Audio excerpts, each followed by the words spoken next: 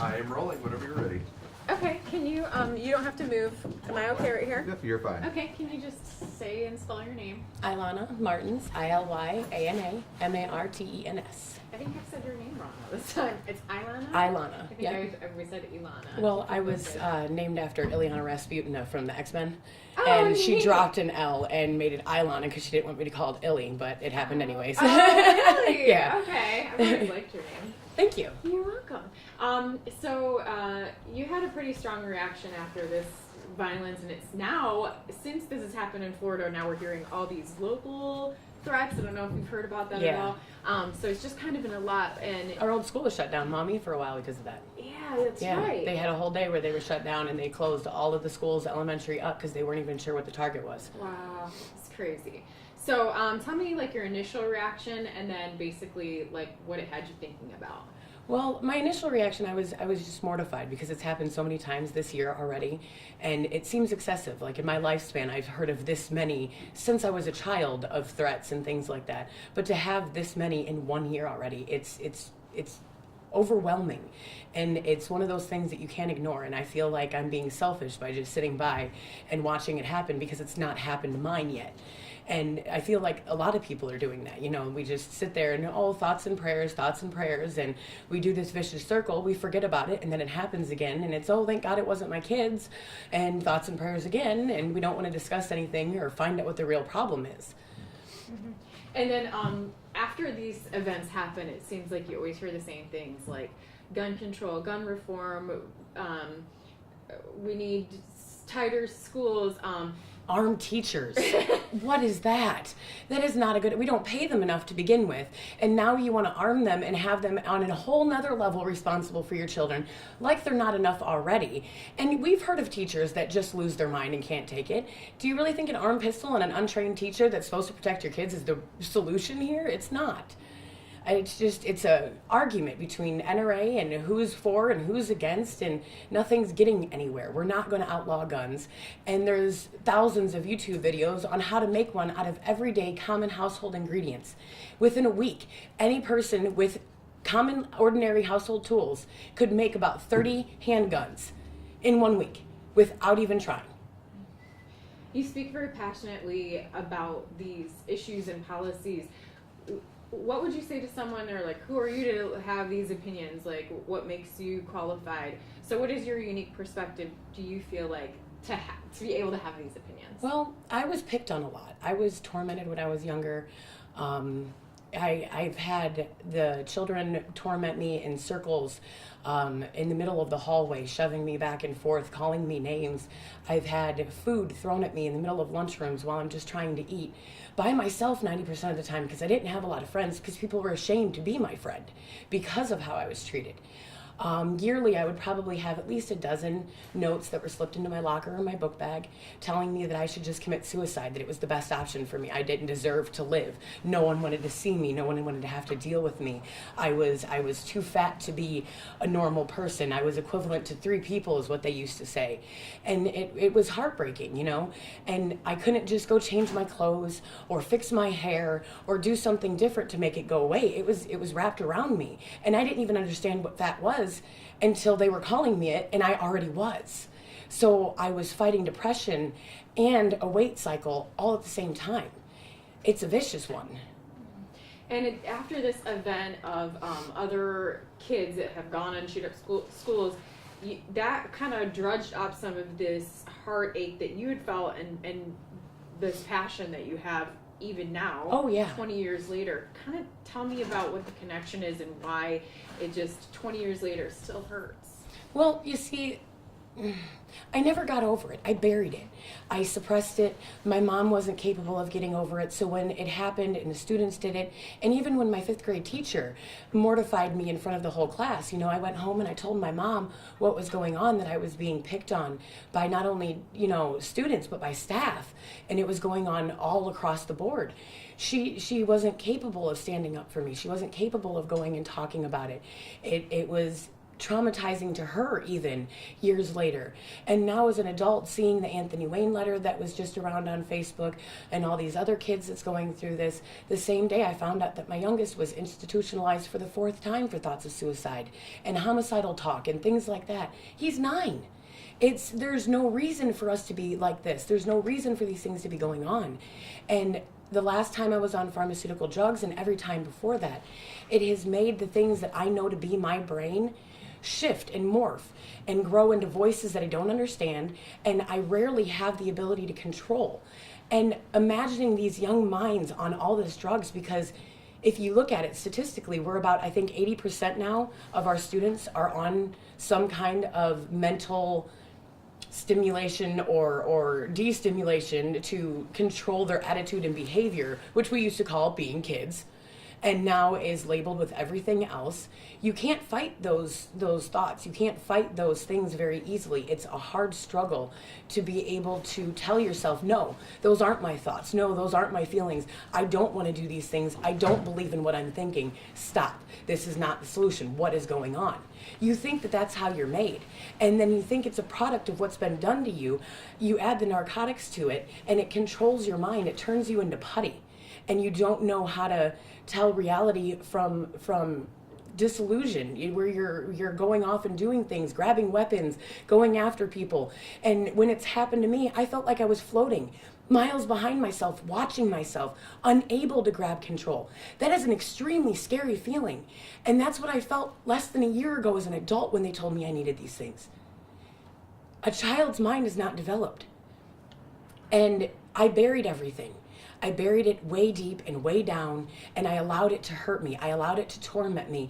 I allowed it to affect my relationships with other people. And now that it's happening to my children, I've realized that the only way to stop this is to break this cycle. We have to stand up. We have to realize that narcotics are not the solution. Gun control or arming people at the schools is not the solution. Grab metal detectors, take your children out, love your children, go make memories, teach them that people are different, and teach them that they are capable of loving everyone for their differences. If we were all alike, what a boring world this would be. I don't want to live there. You have to move past, you have to move on. And like I buried it, a lot of people that picked on me and tormented me buried what they did. And now they're shouting from the rooftops, not my kids, not my kids. If your kids are going and being mean, you're perpetuating the cycle. You're not stopping it. Stop it. Stand up, speak out, teach your kids that people are different. And it is an amazing thing. Be active in your community. Help somebody else. Do what you preach instead of just telling everyone to be better. Be better yourselves and teach your children how to do that, because they don't know. We don't have that anymore. We have social media that is making ordinary childhood problems turn into mean girls under a magnifying glass times 1,000. And there's no control. There's no stopping it. And kids get online all the time, and it's right there in their face, and we have the freedom to say whatever we want, and we are not saying anything nice. Nothing. Do you think an abstract thing, such an abstract thing, like putting a message of just kindness out there is the root of the problem? Like, we just need more kind people, and instead of just see something, say something is what they say, to like report kids that they are concerned might be an issue, to just more so show kindness to those people and rally around them, and like, I guess, speak on those. Well, right. I find it to be like, a lot of people have reached out to me. You said 20 years ago is when all this happened. You're right. Well, within the last year to 2 years, I've had at least 3 people come out to me and say, I remember how you were treated, and I'm so sorry I did not have the courage to stand up and say something. Have the courage. Teach your children to have that courage to speak up for that person. You have to overcome it in yourself first, though. And if you don't do that, you're just spitting hypocritical jargon at them. They've got enough of that. Mm-hmm. They need real facts, evidence, and proof that that can work. I was always told, let it go and they'll stop, or don't make it a big deal and they'll stop. They didn't stop. They upped their game. Are you kidding me? It's about how we treat each other. It's about the respect that we have for each other. And it's about the fact that it's lacking. It's not a person's fault or blame. It's the way that it goes, and it's the overall. No one's going home and checking home lives. No one's going, back and finding out how these kids were treated. We're just throwing drugs on it, slapping labels on it, and saying, there you go, have a nice time. And it's not getting anywhere. The real root of the problem is the way we treat each other. It's the way that we encounter everyday lives. It's the way that we find beauty in others, and it's the way that it's gone. It just doesn't exist. One thing that you said to me before that I found really compelling, and I'll allow you to put it in your own words, but you said something that you don't hear a lot of people say, but it makes sense when you vocalize it. Just the fact that you said that you've known how some of these people feel, like you've known the feeling that can lead to wanting to do something like this. So I don't know if you can put that in your own words of like understanding the mind of someone that goes off the deep end and wants to shoot themselves or whatever. Well, yeah, I've been there firsthand. I was put on narcotics for depression. Narcotics or pharmaceuticals? Pharmaceuticals. I call them narcotics because by the definition of narcotics, it's a mind-altering substance. Okay. And I'm telling you that when you get on those, it alters your mind. It makes you think and do things that are not you. They were not there before. And I have felt, I remember being in 7th grade and being attacked and having one of my teachers come at me in an inappropriate sexual manner. And I tried to defend myself. I went to the teachers, I went to the principal, I went to my mom. Everyone said I was blowing it out of proportion. So I took matters into my own hands, and I decided no one was ever going to treat me like that or touch me or do anything else like that again. And I was going to protect myself. And I thought it was a good idea that day to bring a knife to school. And I had a knife in my locker, and I was bound and determined if anyone tried it, I was going to take care of this problem because it was my right to stand up for myself. And this is ridiculous. No one's listening to me, and I'm being hurt, and no one cares.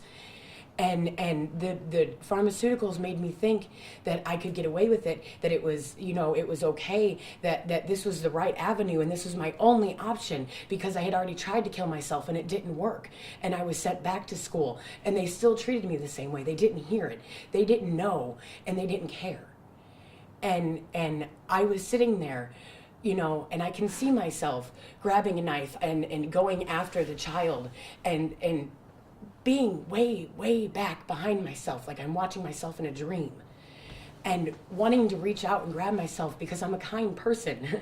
I am a hippie, if you will. I don't care. I am a kind person. I don't resolve things that way. But I was ready to kill him. And in that moment, nothing else seemed more justified for the way that I had been treated. I felt that I deserved it through and through in my heart. And that is a scary feeling. That's not something any child should have to endure, let alone understand, let alone stop. And the pharmaceuticals is what made my brain think that way. Because before that, I would go home and I would cry. I'd make myself fatter by eating because that was the cycle. But I'd cry and I'd eat and I'd cry and I'd eat. And then they put me on drugs. And then I wanted everyone to pay. I wanted everyone to answer for how they had treated me and what they had done to me. I felt vengeful. I was angry. And I wanted them to understand what they did to me. And if they weren't going to understand, they were going to burn with me, period. It didn't matter. And I was there. I got stopped. And they suspended me. They did not hear my story out. It was irrelevant. My son is on suspension right now for protecting a little girl. They didn't hear his story.